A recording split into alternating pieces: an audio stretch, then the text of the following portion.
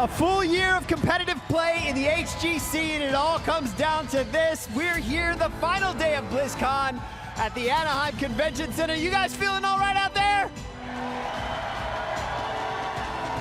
Fantastic. Well, the story continues. It's Korea versus Europe. The most dominant team in HGC history, MVP Black versus the current reigning world champions.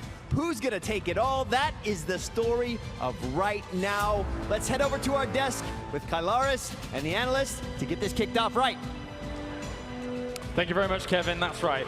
But let's be honest, forget fancy intros, forget convention, and forget everything that happened before today. Because what we are about to begin here is the single most important series in Heroes esports history. It's World Champ going up against World Champ. It's the best from the West going up against the best from the East. To my left-hand side, I am joined by Wolf, we have Jayhow, and we have Grubby to get things going. Let's check in with the bracket to see exactly how we got here, ladies and gentlemen, as we've made it all the way to the grand final. Up to the top, MVP Black have been victorious, 3-0 against Team Expert. Down to the bottom, Fnatic have been victorious, 3-0 going up against Ballistics. These two teams, these two titans of our scene, Grubby, are about to clash in an ultimate best of 5. Unmatched by any of the other teams here with big scores in those semifinals. It's the dream finals that we have all been hoping for.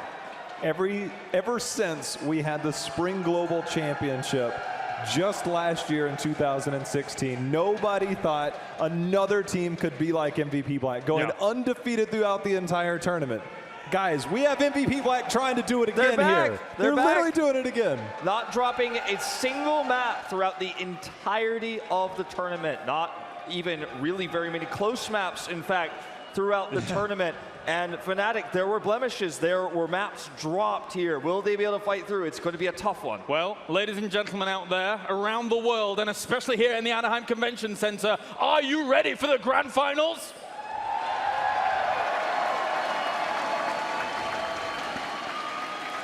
Absolutely packed here in Anaheim. The Heroes universe out there is out in full force. It's a sight to behold here as these two mammoths of the scene, Fnatic, a world champion, MVP Black, a world champion, having had their stumbling block throughout this year, but then incorporating back into the fold people like Rich, people that we consider to be the best players in the world, come back, get to this stage and make it to the finals, Wolf. They had an opportunity in the mid-season brawl, both Korean teams, L5 and MVP Black, of course L5 now known in this tournament as Ballistics. But not their final form yet, and the question is, has Fnatic caught them at a time so far? But anyway, I guess we're going to take a look at this highlight clip. We're going to mute it really quick, but I was just going to say, looking back here, MVP Black has had so many moments. They have taken win after win. So losing in the group stage when the outcome of the game doesn't. All right, welcome back, guys. That planned. All planned. All planned. All We're planned. like, we're gonna have so much laughs if we do it that way. We're sabotaging our career. What were you saying, Wolf?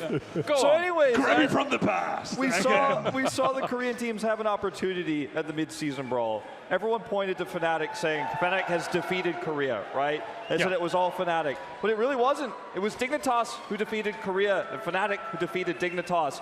And now Fnatic gets to prove themselves again, arguably for the first chance they've had since their defeat against Ballistics in the grand finals. They beat Black last year. Can they do it again? That, for me, is what this entire finals is all about. You've got to solidify yourself. We heard Breeze in that documentary saying that this is BlizzCon. It's going to prove who the best is. And coming into this, the top two teams you would say would be MVP Black and Fnatic. Yep. And as you said, these monsters here are meeting in the finals. The crowd is absolutely going bonkers out here. So I'm excited for this right now. All right, gentlemen, we're almost ready to get into this best of 5, the grand finals. Who's going to walk away with $500? It's MVP Black going up against Fnatic.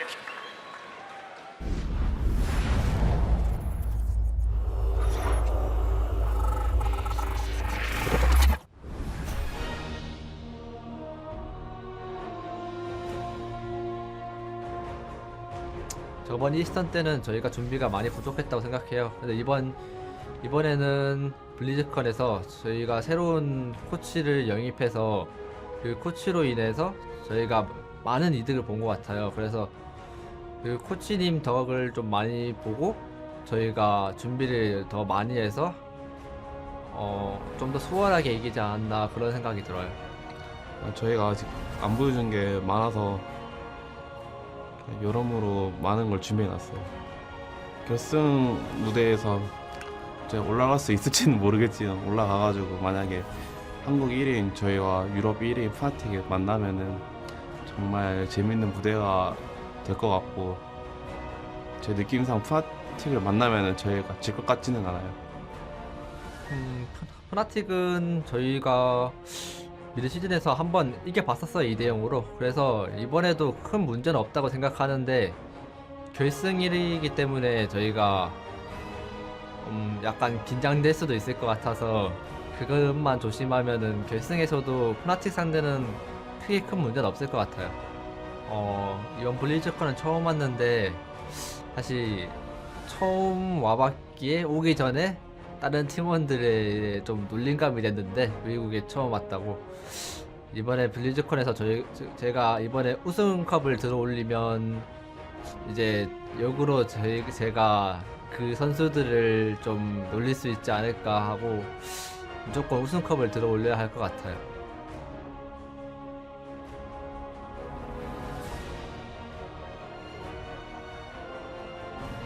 So it feels amazing making it all the way to the grand finals.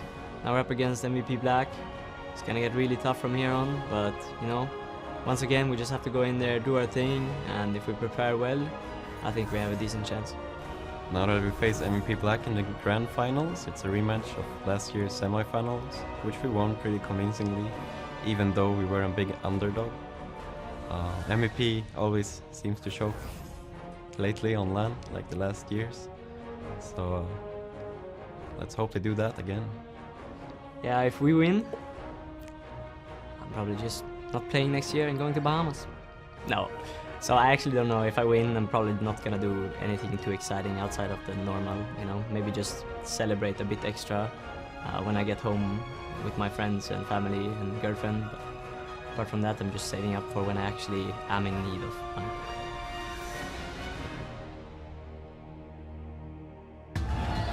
Ladies and gentlemen, it is time. These teams are here to give their best. Let's show them ours. Now, in the red corner, it is Korea's MVP Black!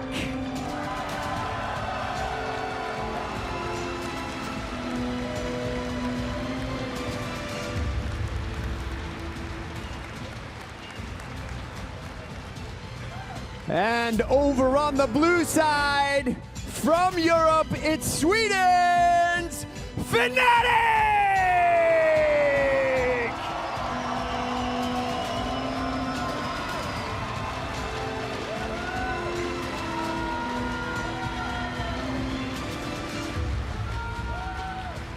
Captains, please, center stage.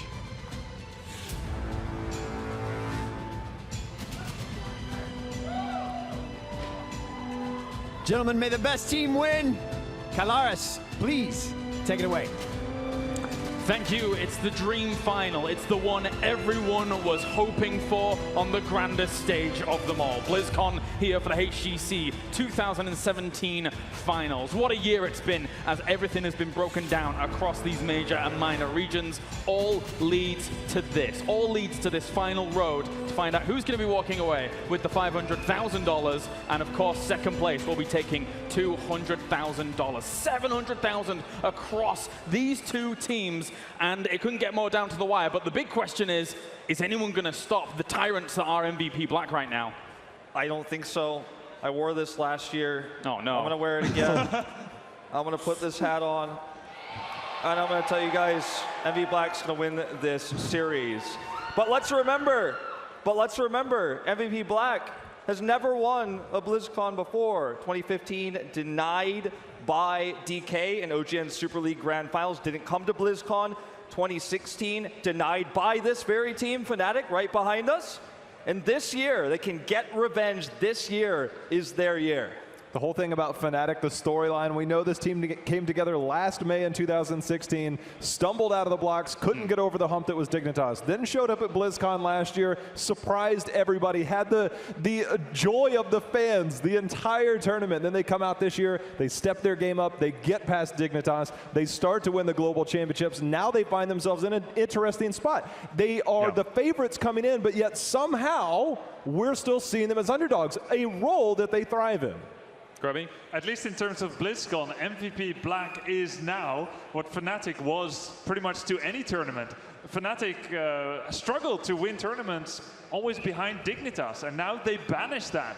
Western Clash 2, mid-season brawl, 2 consecutive victories, and now we will see whether it will be Fnatic that goes on a really long winning spree as MVP Black had in the past, or if MVP Black will finally banish their demons. If there was ever a time to cheer, it's right now for one of these two teams in the grand final. Let's check in with the cheer progress bar as well. Out in the HGC universe, you can hear them in the crowd. We want to hear you back at home. Cheer for one of these teams, be it MVP Black or Fnatic, going into this final best of 5. This is deafening. Whoa! Everybody in Anaheim is out in full force. Thank you very much, ladies and gentlemen, for joining us for this fantastic conclusion to the tournament. And Wolf, looking at how, of course, MVP Black has come in or whatever, what do you think about on the other side for Fnatic? I think Fnatic has shown us really incredible punish play, and I think that is what we saw from Ballistics when Ballistics took the crown last year, was really good punish play of mistakes, of overextensions, for example, and I think a weakness for Fnatic going into this is going to be that Black very rarely makes those types of mistakes, very rarely makes those overextensions. I'll argue the other side because Fnatic, I said it earlier in this tournament, Fnatic took the blueprint of Ballistics, L5 last year, took the championship, learned from it, developed strategies macro-wise. Oh, by the way, they're a pretty good team fighting team as well. That's not exactly Ballistics' centerpiece. It's not exactly Fnatic's, but when it comes down to it, they can play everything really well. I think MVP Black's got a huge challenge here. I'm not going to delay this any longer. It's time to find out the battleground that we're going to first for our first game here in this best of 5. And Fnatic is going to take us to a comfort. It's Cursed Hollow. Cursed Hollow, guys, this has so many dynamics for Fnatic. We could see the old Chen style that we know that they like to run. They run Morales Chen with a Bala. We saw what Quacknix did on Bala just moments ago against Ballistics. They have so many different strategies on here. We saw the Bright Wing Stitches just several months ago. They have a wide variety. Let's turn it up to 11, Anaheim, as we get into the first draft here, the best of 5 grand final. MVP Black goes up against Fnatic.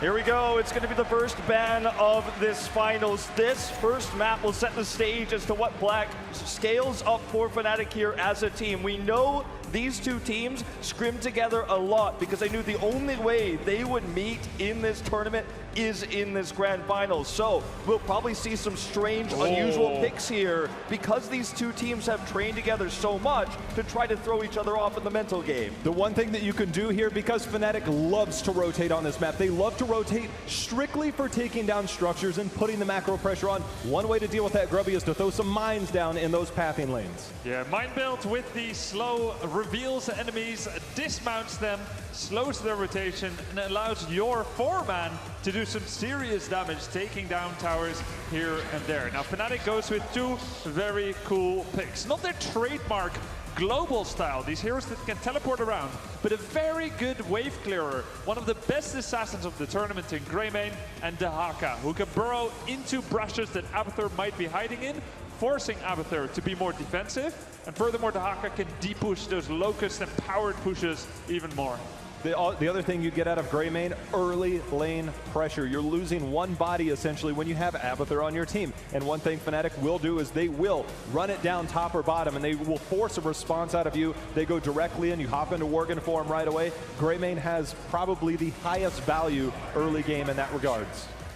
So Muradin paired with Abathur has always been a strong point for MVP Black. For those who've watched since 2015, we've seen this time and time again. Sometimes it's even rich on the Muradin in these cases. The semifinals of 2015 OGN Super League was the first time we saw Black do this, and they have never shied away from it. This is one of the reasons why so many teams ban Abathur away from MVP Black, and it's not just about the mines and the control that that gives, but it's also about the power of that Muradin that does so much in his current state. Is considered to be, by most pro gamers, to be Muradin's strongest ever in his history. He's been around since the beginning of the game. The hover is interesting, isn't it, Jay-How? Very interesting. You see Abathur on the other side. We generally don't see Medivh comps paired with that, but maybe Fnatic's got a few tricks up their sleeves on some things they want to do. So let's talk about what it means. Medivh, Burst Protect, Force of Will is 1.5 seconds of protected status, cannot take damage. Greymane is there. He has a heroic gold Cursed Bullet.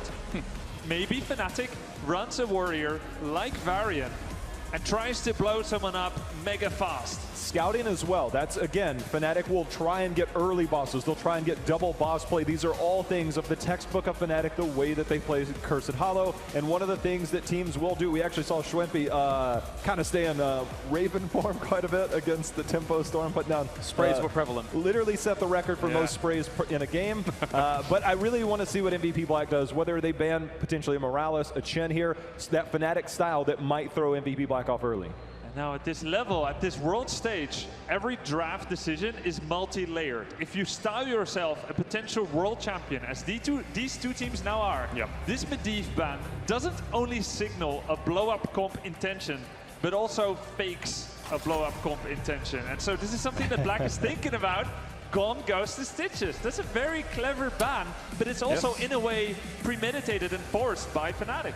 They did the Stitches, Hook, Gorge into a Brightwing Bomb. This was the original Brightwing Bomb we saw just at Mid-Season Brawl. They did it on this Battleground. They had some stuff even last BlizzCon that they did. I remember hearing Breeze talk about it, that he would go and he turned a certain way and Schwempy would miss a skill shot, and they finally calmed down, got settled in. So this is a very, very specific strategy we've seen Fnatic run before. I wonder if Fnatic is thinking about what happened last year when we had the Abathur Chen play coming in to BlizzCon. Remember, most unfortunately, Chen got like mega nerfed since then. I mean, people say that one of the reasons why Black lost that series was because Rich's Chen play was very weak. I don't think we'll see them pull something like that out in this grand finals, but the draft has thus far been very strange for Black, because you're still looking for who's going to be playing DPS here. Will we see Muradin played by Rich, a rare circumstance only with the Abathur? What's going to be the follow-up DPS here? You've already got both supports kind of on the table. You're calling Abathur, of course, a pseudo support here in this role. Now we're going to find out what this draft was meant to do from the start. Fnatic's been very careful about drafting around it. You have the Anubra coming out here very strong. Can't really ruin a lot of these clones that come through, but all questions are about to be answered. The one thing Anubra says to me is that it denies a potential Genji pick, as we see Arthas come in here. We've seen the Arthas Muradin with an Abathur style before, and we go Zarya. Triple Warrior with an Abathur. This is the ultimate push style. Triple Warrior, one support, one Abathur. You got it covered A to Z here. So this really reminds me of the Chen play we saw from MVP Black in the past on this map. No range damage, just running these melees. No ranged assassin, right? Yeah. It's just going to be straight up pushing power from this Zarya in the early game. And now Fnatic has to, I think, consider potentially another global or another answer to this push, because going toe-to-toe against this Zarya Abathur comp, this very aggressive melee style, is going to be nigh impossible. There's three ways that Fnatic can respond. Either counter the global in Abathur, go more global, or there we go. They're going to go with that way. So they want damage. Falstad brings Giant Killer as well, very important going up against Triple Warrior, but that doesn't take away that MVP Black has a near unbreakable composition here. They are going to have to focus on the macro game if you are Fnatic, but the pushing power of a Zarya composition, we've seen Team Liquid do it in Europe. We've seen other teams adapt that strategy. So the power of Zarya early, we have the double global on the other side. There's some major counterplays on both sides here. This is really reminiscent also, though not quite in the exact same way, of what we saw from Roll 20 in the group stage with this early Zarya. You can do things like just shove really hard these lanes very deep, try to grab an early boss, especially once you get 10, you have expulsion zone, things like this. This melee comp is going to be so powerful on the boss. Got to be careful about things like Gust, but if you have this strong pushing comp, you should theoretically get level 10 first if you do enough structural damage, so you're not as worried about the Gust, for example. Wolf, do you really believe in this comp from MVP Black? No. Actually, no. Where's your hat gone? It's down here below the desk. Oh, okay. Now, I think that this comp is just, it's so all in. And Fnatic, I think, has already identified what the point is. They picked the false stat here. Yeah. And I think they've kind of already outdrafted this. I think so too. And now let's say if it was Tomb of the Spider Queen. Maybe MVP Black has a bit of a better chance there. And maybe not the avatar, but you know, the idea of this unbreakable pushing comp. But this is Cursed Hollow, it's really big. So I expect Fnatic to play, you know, the map, truly. Ignore the lane that's being pushed, do something else in another lane, and make sure that you out-globalize, out-map control MVP Black. All right, well, it's time now to get into game number 1. We are going to head over to our commentary team to bring you the first game in the grand final here for the HGC 2017 finals. BlizzCon, we have made it. The winner of this series forms a legacy on a whole new level for competitive heroes as the first ever HGC Finals champions. Dreadnought, it has been such a journey to get to this point. Everything that everyone has been working for over the past year accumulates down to this one very moment. Not just us, but these players have committed themselves for so very long, and now it is time for them to prove to earn what they have, you know, worked themselves for. A rematch of one of the most beloved, most hyped series of all time for Heroes of the Storm. When Fnatic came in and they upset MVP Black, keeping them from going to the grand finals last year. It was, I mean, an upset of the century. Everyone was so very concerned what was happening with the Korean scene. But all of a sudden, Europe is coming out of nowhere and dominating. You heard Wolf referring to it before. It feels like MVP Black has constantly struggled to get what they feel like is theirs. And this is going to be the moment where they have to prove it. If it truly is, now's the time to show up. Well, the game is ready. The players are ready. So let's get into it. As I ask, BlizzCon, are you ready? This is it. This is the moment. It's the HGC Grand Finals. It all comes down to this. And in the blue is going to be your defending champions. You have Breeze on the Anubarak, Quacknix playing that false stat. Schwimpy is going to be on the gray main. Dahaka played by Wubby, and Smexy is on Fnatic. Or excuse me, Karzim. Let's hear it for Fnatic! And in the red, the Spring Global Champions of last year, Sake playing Rhaegar Reset on Zarya, Tist playing Muradin, we've got Kyocha playing Abathur, and finally Rich on Arthas. Give it up for MVP Black! There was a lot of doubt coming out from the analyst desk here, Gilly, about this strategy from MVP Black. We know the focus has got to be heavy emphasis into Siege, and I already want to bring to light the talent selection there on to Rich. Going with his Demolition Expert over Feel the Heat. The race is going to be a lot slower for the members of Fnatic with this early game pressure we're assuming they're going to be looking to aim and achieve here in this game. And Fnatic in the understanding that this is a composition for MVP Black to get that early Siege going, to enable that Abathur later on, head straight to the mid, take down towers, and then bring Quacknix to the bot. It's all about safe soaking here. Quacknix absolutely cannot get caught out.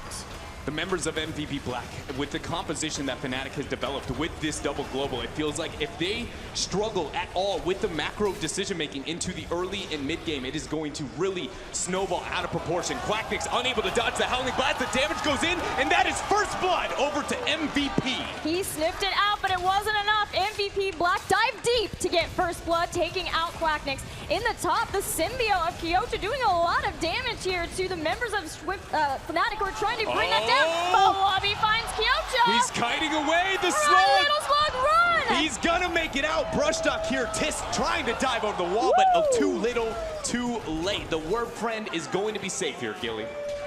So let's take a moment, take a beat to talk what's at stake for these teams. This is the first ever HGC Finals championship here, and Fnatic, they were the champions of the mid-season brawl, but even though they are the reigning global champions, they don't feel like they are. They wanted to keep their head in the game, and Dreadnought can a king reign for that long? Because even at their peak, the team that most consider the best in the world of heroes, MVP Black, they couldn't do it. Yeah, when we take a look back at that moment where they were the most dominant team by far, going, I think it was somewhere 46 games or so undefeated. Yes. It just they were able to hold on for 1 to 2 months. If you look at the dominance and the time span here of Fnatic, they are asking to be much longer, much more successful than those members of MVP Black. And again, it does come down to this series. This will be the moment where they essentially are proving that they are trailblazing in history for all of competitive Heroes of the Storm. And MVP Black only get once a year to go for what they feel like is theirs. They were denied by Team DK. They were denied last year by Fnatic themselves.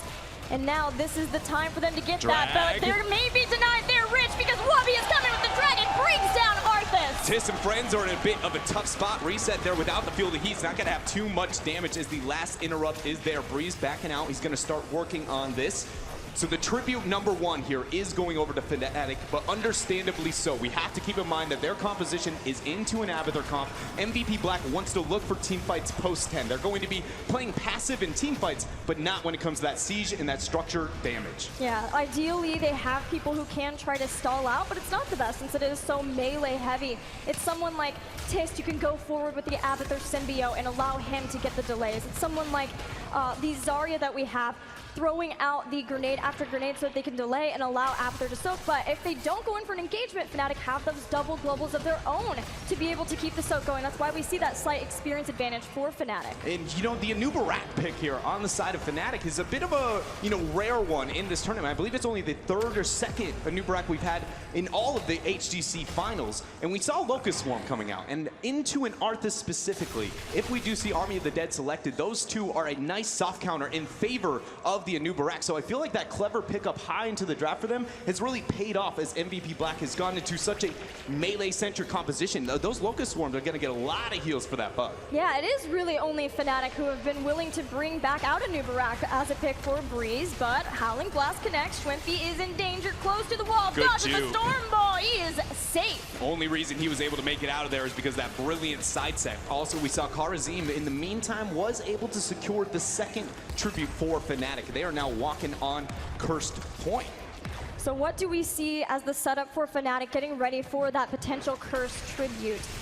Lots of pushing where they can, maybe going and getting some mercenary camps. It looks like it's going to be in the top so that they can get the Giants and have those pushing.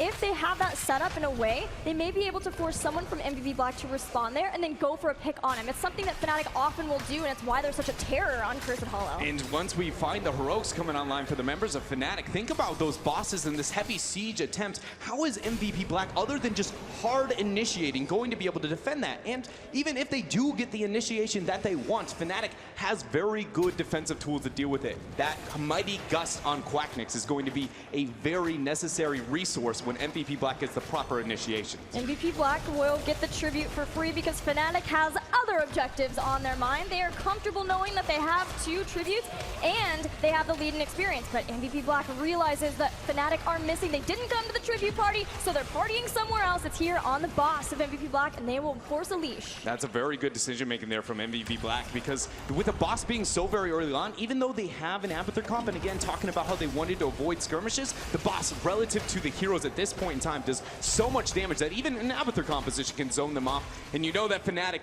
I talked about the sieging defense on the side of MVP Black. Fnatic, when they get an objective like a boss, they're going to do far more damage than the members of MVP Black. 1 level lead for our mid-season Brawl champions. Wubby ever watchful in a lane, making sure that he's getting the soak for his team.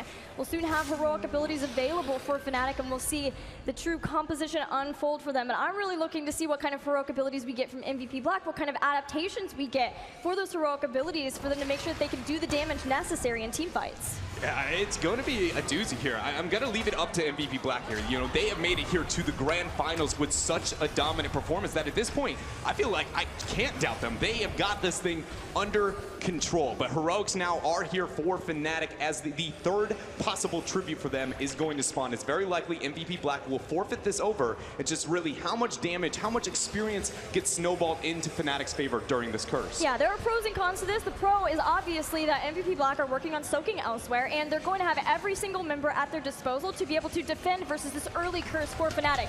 But it is a curse for free that Fnatic gets, so let's see what they can get done with it. Can Wubby get out of here? He starts the brush stock. Howling Blast goes down, and he's gone. able to get out of here. Very well done. Drawing that kind of resource has only allowed a lot of the members here of Fnatic to siege up into this mid lane. Right now, Fnatic is going to just be so far ahead of the members of MVP Black. This is a very impressive start coming out from Europe. It is impressive. Here's the heroic abilities for MVP Black. Maybe that's the turn of the tides for them. No Haymaker, nothing like that, still an Avatar. The question mark remains on Arthas though. Is it Dragon time? I don't think that's going to be the case, even more so considering that we have Cocoon selected for Fnatic. So we do see Army of the Dead, the standard there, as Kyocha on that Avatar, trying to get as much side soak, enabling those Giants as best he can. Traditionally, when you look at a map like Cursed Hollow, you always expect that if you do not have that global advantage, that you're going to fall very, very far behind during that first curse point. Granted, you know, Kyocha, he's that soft pseudo-global. He's able to help with this experience here. But I do feel like because the double global of Fnatic during this curse, they have this on their side. I feel like maybe they didn't get as much out of this as they would have liked to, especially considering how dominant they were over those first couple of minutes. Cocoon goes out as Breeze wants to get Wubby to safety. He's still trying to help kite him back with all the beetles there. MVP Black will bust him out of that. Fnatic, though, this whole time, it's just a clever ruse while the rest of them go and take the boss in the bottom lane. Twice now, we have seen Fnatic be able to use a situation where Wubby's in danger and get something massive out of it. First of four, now the boss. First boss picked up for Fnatic. The members of MVP Black are responding, mirroring the transitions of them.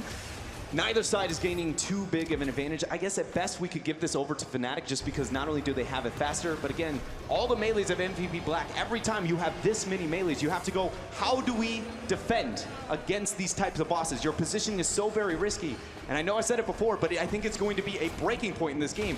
Quacknix's Gus in this defensive situations are going to be devastating. We saw Roll20 kind of bringing that out yesterday in the stages. Yeah, the ability to kite back from that anytime MVP Black wants for an engagement, but they do have people maybe who could flank around from the side and hit him with something like an expulsion zone. And of course, Arthas can be such a good flank hero. So we just have to watch and see where the positioning is of Quacknix. It has been so far today that we have seen Quacknix be the one who is everything is riding on top of him and his ability to stay safe in these fights. But here comes the fight as the expulsion zone's down. Rich moves in there and actually gets stunned out by the boss. Nice Gus. Seven-sided strike going down on a bird, and he's deleted so very fast. Kyocha, just a clone, stuck into the rest of the members, but Fnatic are opening this up very quick, Gilly. Yeah, the melee having such a hard time defending this boss. It's all but dead as Quacknix goes on forward, hitting reset with his hammering and brings down Zarya in the brink of time. And the rest of Fnatic now concentrating onto the fort. Wubby has taken a bit of damage. Now the minions is there to turn it around. In 9 minutes and 50 seconds in,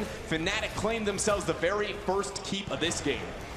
So now we're seeing maybe the difficulty of the change-up in roles from MVP Black. Having Kyocha playing that Avatar, Sake has been playing a ton of support, but that Ancestral Healing just not quite connecting as Fnatic goes in and gets that Zarya kill. Absolutely crucial for for Fnatic, that they've been able to bring down a keep so early on, 10 minutes into this game. They've got a 2-level advantage over MVP Black in game 1. And now, because of the experience difference between these two teams, this tribute specifically is huge. If MVP Black struggles to secure this for themselves, it is very unlikely that they will be able to do anything on the map for a long while. Fnatic, using those globals, using the 16 talents here, will just bully them all over. This is a must-win, in my opinion, here for the members of MVP Black. Oh, there's the that free cleansing glance. shield, so good. The expulsion zone splitting apart. Quacknix in danger, so much danger, goes down as he cuts MVP away. Rich is able to slow them down, drops a Howling Blast. Wubby getting the brush shock out. He will end up surviving here, but how many members of Fnatic can retreat? Stormbolt and Dwarf Toss down. The new Barak is going to burrow charge over the wall, but the Howling Blast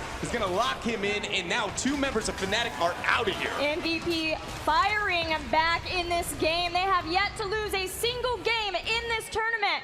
They didn't lose a series all the way through phase 2 here, showing why they chose the composition that they did. And though the members of MVP Black have been dominant throughout this tournament and undefeated, as you said, this is the first time that we have ever seen them look mortal at the HGC Finals. Yes, this is a tempo swing into their favor, but it is not over yet. Fnatic still has that 16 talent here, and again, this double global, as the game moves on, it just gets worse and worse to be able to deal with. Even though the Avatar's there, it's only half the problem. Especially since Fnatic got that early keep. They still have 16 here, but MVP Black getting that second tribute now means that they have some time to keep that lane push, get some mercenaries out on the map, and get themselves that 16 so they can keep fighting on. MVP, who is going to pick up the night camp, is only going to match the members of Fnatic here. No team is going to venture out too far. It's just really what experience is going to be handed over for free to the members of MVP Black. Oftentimes you'll see teams, especially when they lose this kind of catapult lane, they won't even push it out just to make sure that they get the experience spawning. But here we go. This is going to be the tribute outside of the 16 talent tier window for MVP Black, and it seems like another tribute that's going to have to be a must give up for those members. Again though, if they struggled in that last tribute, this would be pushing towards that curse point, and you just go, where does MVP Black recover? That was an amazing tribute fight for them. Getting those 2 kills. Fnatic will bring down Quacknix anyway, just to group up the team. We got Boss setting up very, very soon as MVP continues to stick together. Safety in numbers is the name of the game now. They can't afford to lose anybody, any singular kill, because it gets harder and harder for them to defend pushes just like this. As Fnatic starts to try to do whatever they can to use that 16 to their advantage. The last little bits of time before MVP Black gets their own. So here we are, MVP Black now finally getting to get that 16 talents here. I do want to bring it back towards how long of a window we did see the advantage though for Fnatic. I feel like they maybe didn't get as much as they would have liked. Yes, they did struggle in that fight. That was, again, very clutch on the side of MVP Black, but with their composition and how good of a macro game we expect out of the members of Fnatic here, I feel like they did maybe give a bit too much respect over to the other side of the battlefield. Yeah, MVP Black has also been responding really fast to all the rotations and responding together so that Fnatic never gets an opportunity with a mercenary camp to try to take someone out. In fact, they're going to continue responding by moving into positions not in time as the boss is capped. Rich turns right on around and heads back. But Sake is going to commit to capturing this, which means MVP Black has to take this fight. It's going to draw a lot of aggro onto the other side of the map. They need to move past this boss. Tist gonna get sniffed out by Wubby. Dwarf tosses in, lands a Stormbolt. Has the heavy impact. Cocoon is there on top of Tist. Rich continuing to sit on the back line. Gust is forced away, and they're gonna focus down Tist so fast! Ancestral goes though, he gets the Dwarf toss out, the stun lands on the Wubby, they're getting the damage out. There's the Burrowing Claws, nice impale coming out from the front line there. Breeze, Wubby though is still in a bad spot. He is unable to make it out, and now MVP Black's looking for more. Kyocha's clone was so good at zoning away the rest of Fnatic. Schwinn being so much dangerous. Tist comes back in with the symbiote and stabs him to death. Breeze not able to make it out, chased by Tist, the Dwarf Toss, the Stormbolt. Every member of Fnatic is being dealt with so very well by Black. Nice dash from Smacks, it will secure his HP, but Quack is on the core. Quack's on the core, MVP Black comes back. This boss is so healthy. 75% and falling. Quacknix gets stunned. He will go down. It's all down to the boss. Does MVP Black clear it up? It looks like yes, they will, but the damage is so severe. We have 20 seconds till 3 members of Fnatic will come online. In the top lane, we saw Kyocha focusing so very heavily on the keep. They have opened themselves up in equal win condition, Gilly. 8 seconds till Greymane's back. We have to Haka back up right now. Fnatic need to get all of these minions pushed back out of it. MVP Black are going to the boss in the top lane. We might have a base race situation on our hands. We do, very much so. You know the members of Fnatic do not want to deal with this boss and MVP Black onto the core. So this means that MVP Black has to capture the boss back, feign interest, get them away from the core as best they can, and then hope that somehow Abathur or somebody can make it to the core and finally end the game. Smex taking over the site tower. He's gonna have friends to be able to make it out in case Rich gets a little too aggressive here. This is so tense. Fnatic cannot make one mistake, because if they do, you know Fnatic or MVP will turn this game around. But similarly, 18% on that core. Rich smells disaster for Fnatic. He catches Breeze.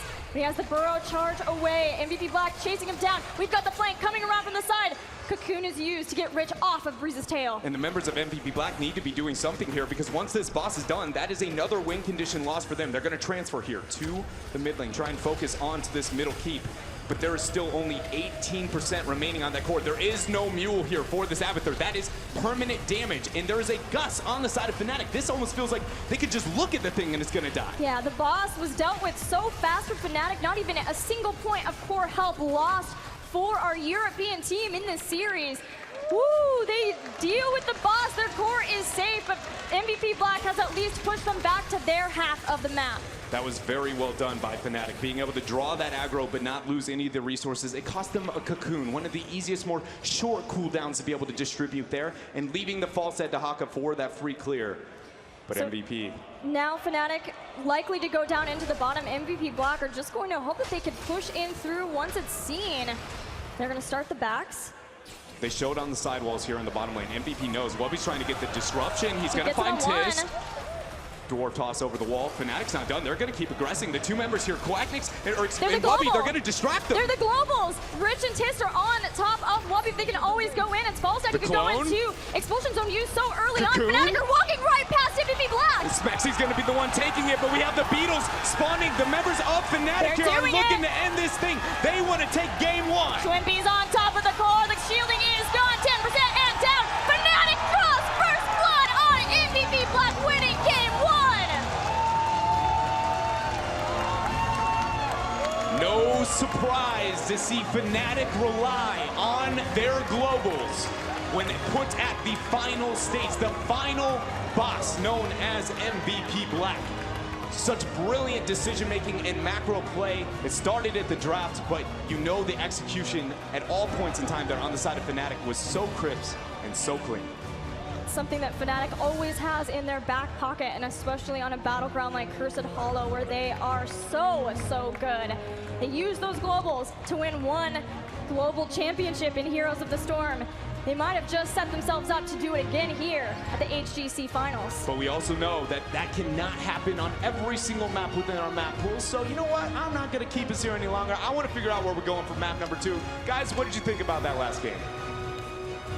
Fantastic game to start things off for Fnatic as they're able to find themselves that little bit of a backdoor opportunity. And what a crazy way to start this series. I feel like if you're Black, you've simply made every wrong choice to draft this. It's the type of draft we saw them fail against Fnatic last year for the same reasons. They've drafted this with Fnatic having the 5th pick available, knowing that Fnatic likes to run globals like the Falstad. They already had the Dahaka. I feel like they tied their hands and their feet behind their back going into that first game, and they totally got crushed and dominated. Fnatic's known for the decision-making in the late game like this. Europe has always been known for this. Why play to their strengths? The minute they get an inch, they literally take over everything that they do. From the 16 talent tier, just moving in, taking small incremental parts of the map away from it. The backdoor call was phenomenal because they know that they have the double global. Going against the Abathur to set themselves up for that. Everything that they do is calculated, and it's snap decisions like that. The reason why I love watching Fnatic play. Groby, your thoughts and highlights, maybe? Yeah, let's take a look at it. There was a really cool thing that happened here from Reset on Zarya as we kind of check it out here. And we see that Reset is going to block with unstoppable competitor, level 13 talent, the Cocoon. Nowadays, it gets put on a full cooldown when that happens. Then we can see that the expulsion zone happens. Now Zarya is taking too much damage. Sorry, Falstad is taking too much damage, cannot get away. And he will actually get burned down by Reset in the end. So that quick reaction, and it really was the very last microsecond of the fight, allowed MVP Black to win a 2 levels down talent, get the kill on Falstad, and later goes down a Nubarak as well. Now here the second moment. I studied this fight over and over again. You see the Cocoon here on Muradin. Not the easiest target to burn down, but as we pause it for a second here, the setup is there. Every member of Fnatic is ready to burn that guy down. There's Cursed Bullet, there's 7-sided Strike, so let's see what happens here. We're gonna play it real slow so we can see if any of the members of Fnatic are missing some crucial damage. I suppose, you know, the boomerang from Falstad is, in the end, the thing. It went past before the Cocoon popped. The boomerang went off at maximum distance. Muradin survives with just 100 health. Now, credit absolutely to the way that MVP Black handled that. Just a little bit of damage. Quacknix missed out maybe on like 400 or 500 damage in that engagement, but for the rest, everyone did what they could. So you're very close to a perfect amount of damage burst there by Fnatic. But the thing is, you know, as cool as that was, that blow-up attempt and how Muradin got away, in the end, that was a correct fight to take for Fnatic. Almost no matter what happens, because the boss was pushing. After that top boss was obtained by MVP Black, and of course Fnatic showed bottom, they warranted a response. They came back and they retreated for a moment. And at that point in time, I'm literally telling Wolf, MVP Black, the only thing they can do from here on out, it's kind of like Tempest versus Dig the other day. The only thing that you can do in that moment is to fight for the rest of the game because the back door is going to be there. And we saw him sneak out the back door, and They got it. I mean, we also have to talk about the bush there that MVP Black set up towards the mid lane to try to ambush when that Hearth was interrupted. I mean, that was pretty much like you could have just written GG at that moment. There's no way they go back. They couldn't actually stop the push from going to the bottom. They controlled the Watchtower, they controlled Vision, set up those fights that you were talking about, but it was in that moment where they got greedy in the bush where that was the last nail in the coffin. And I don't think we'll see Black try to play this way again against Fnatic here, Europe's finest. And you know, playing the macro game against Europe is a risky thing to do, and it didn't work out in this case. But one thing is, this draft, as much as we thought it had no chance, it was a lot closer. It's almost like their hands and feet were, draft-wise, were tied behind their back, but they nearly escaped from the sinking cube tied with chains. And I think this was supposed to be a mental power play. I defeated Fnatic with this comp that doesn't have range damage. Next it's kind of four a cheese specialists. Strategy. Yeah, and now it's like, okay, well, we're down 1-0 in the series, and MVP Black has this momentum shift. But I think it might have had the opposite effect here. Well, gentlemen, time to go to a short break here and hear a word from our sponsors before we go into game number 2 of the Grand Final. The 2017 Heroes